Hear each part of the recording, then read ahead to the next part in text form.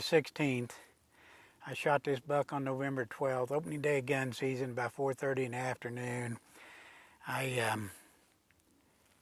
hit him back, hit him in the guts, knew I did. I got up and got liver, which I thought I did, but he just went further than what I had hoped he would go. I tracked him about 107 yards. Didn't find, which is exactly what I expected, a gut plug in the entrance hole and no exit wound.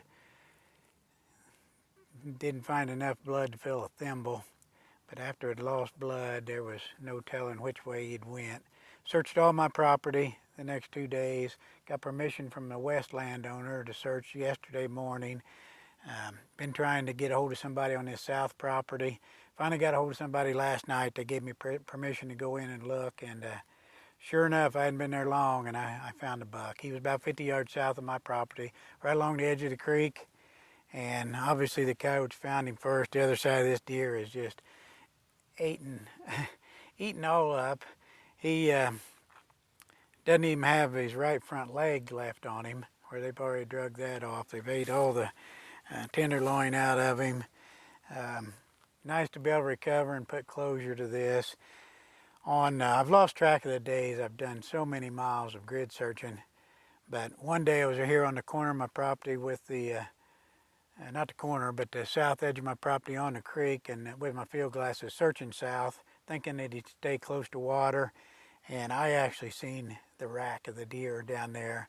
But after looking at it and looking at it and looking at it, I talked myself out of it. It was a fallen down tree. He was right behind it, with a tree coming up there beside it was a landmark that I was looking at. And when I take the binoculars down, these 10-power binoculars, when I take the binoculars down, that tree looked like it was a couple foot across. And I thought there's no way what I was seeing of the rack, that this section would be 2 foot. And talked myself out of it.